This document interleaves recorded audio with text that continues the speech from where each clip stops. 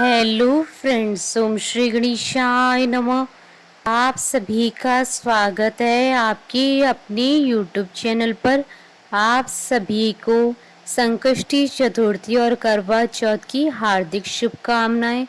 Friends, आज हम आपको इस वीडियो में बताने जा रहे हैं साल 2021 की कार्तिक मास की कृष्ण पक्ष की संकष्टी चतुर्थी, जिसे करवा चौथ के नाम से भी जाना जाता है, का शुभ मुहूर्त, करवा चौथ की पूजन का शुभ समय, चंद्रोदय का समय, पूजा विधि, महत्व, नियम और कार्तिक मास की संकष्टी चतुर्थी की पौराणिक व्रत कथा के बारे में।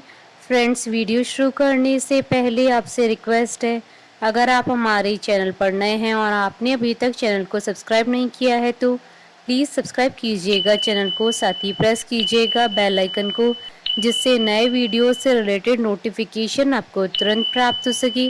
और वीडियो पसंद आने पर वीडियो को लाइक और शेयर जरूर कीजिएगा, ताकि सभी भक्तों को इस वीडियो का लाभ प्राप्त हो सके। और कमेंट बॉक्स में ओम श्री गणेशाय नमः जरूर लिखिएगा। संकष्टी चतुर्थी व्रत प्रत्येक मास के कृष्ण पक्ष की चतुर्थी को किया जाता है।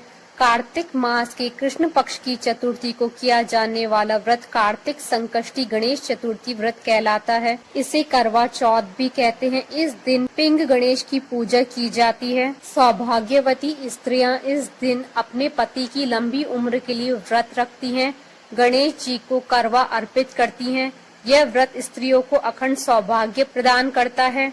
इस व्रत से मनुष्य को सर्वार्थ सिद्धि प्राप्त होती है। भविष्य पुराण में कहा गया है कि जब मन संकटों से घिरा महसूस करे तो गणेश चतुर्थी का व्रत करें, इससे कष्ट दूर होते हैं और धर्म, अर्थ, मोक्ष, विद्या, धन व आरोग्य की प्राप्ति होती है। संकष्टी चतुर्थी हिंदू धर्म का एक प्रसिद्ध त्योहार है। हिंदू मान्यताओं के अनुसार किसी भी शुभ कार्य को करने से पहले भगवान गणेश जी की पूजा की जाती है। भगवान गणेश जी को अन्य सभी देवी देवताओं में प्रथम पूजनीय माना गया है।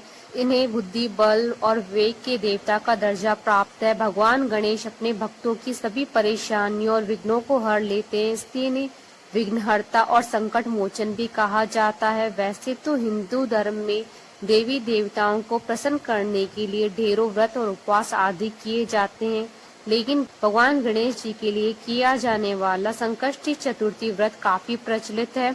संकष्टी चतुर्थी का मतलब होता है संकट को हरने वाली चतुर्थी।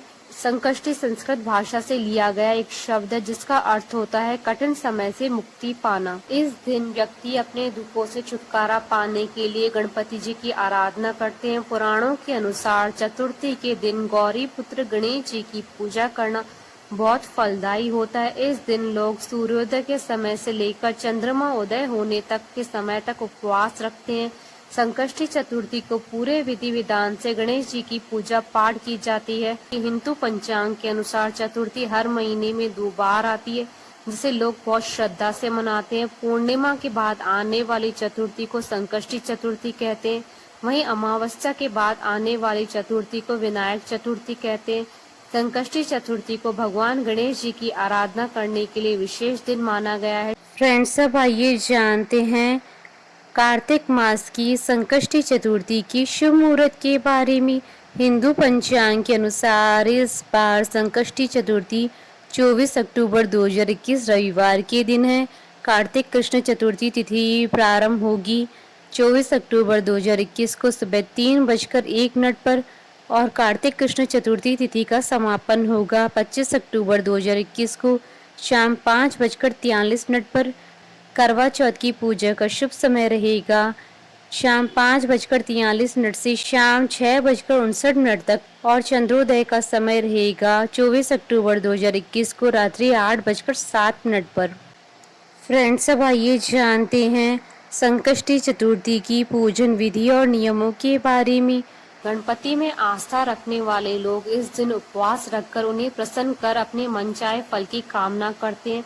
इस दिन आप प्रातः काल सूर्योदय से पहले उठ जाएं। व्रत करने वाले लोग सबसे पहले स्नान कर साफ और धुले हुए कपड़े पहन ले। इस दिन लाल रंग का वस्त्र धारण करना बेहद शुभ माना जाता है और साथ में यह भी कहा जाता है कि ऐसा व्रत करने से व्रत सफल होता है। स्नान के बाद गणपति जी की पूजा से शुरुआत करें। गणपति जी की पूजा करते समय जातक को अपना मुंह पूर्व या उत्तर दिशा की ओर रखना चाहिए। सबसे पहले आप गणपति जी की मूर्ति को फूलों से अच्छी तरह से सजा लें। पूजा में आप तिल, गुड़, लड्डू, फूल, तांबे के कलश में पानी, धूप, चंदन, प्रसाद के तौर पर केला या नारियल रख लें। ध्यान रहे कि पूजा के समय आप देवी दुर्गा की प्रतिमा या मूर्ति भी अपने पास रखें। ऐसा करना बेहद शुभ माना जाता है। गणपति जी को रोली लगाएं, फूल और जल अर्पित करें।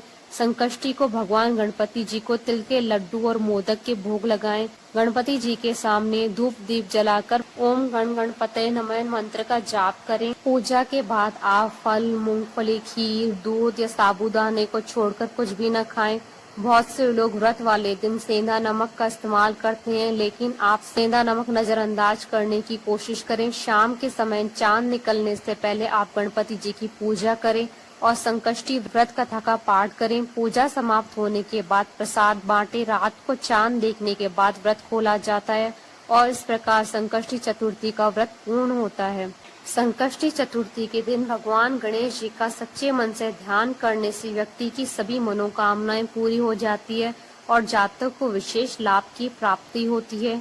भगवान गणेश जी को समर्पित इस त्योहार में श्रद्धालु अपने जीवन की कठिनाई और बुरे समय से मुक्ति पाने के लिए उनकी पूजा अर्चना और उपवास करते हैं। संकष्टी के दिन गणपति जी की पूजा करने से घर में नकारात्मक प्रभाव दूर होते हैं और शांति बनी रहती है। ऐसा कहा जाता है कि गणेश जी घर में आ रही सारी विपदाओं को दूर करते हैं और व्यक्ति की सभी मनोकामनाओं को पूरा करते हैं।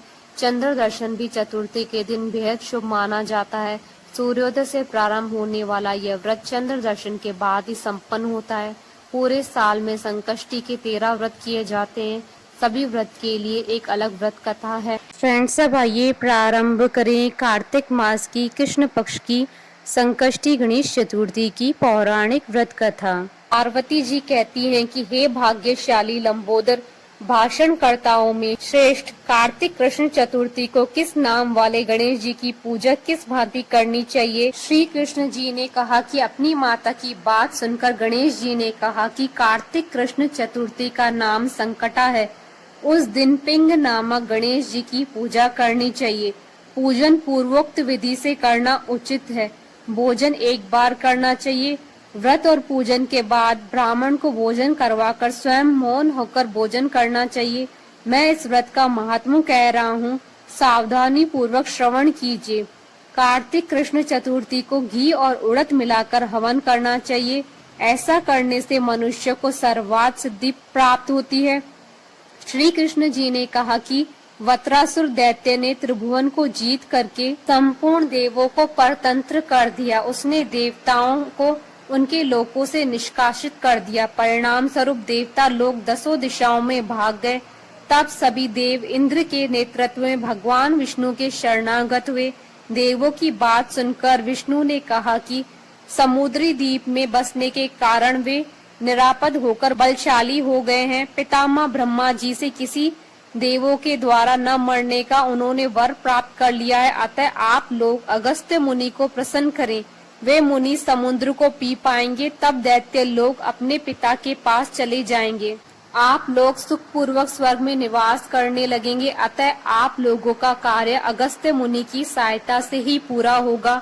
ऐसा सुनकर सब देवगण अगस्त्य मुनि के आश्रम में गए और स्तुति के द्वारा उन्हें प्रसन्न किया।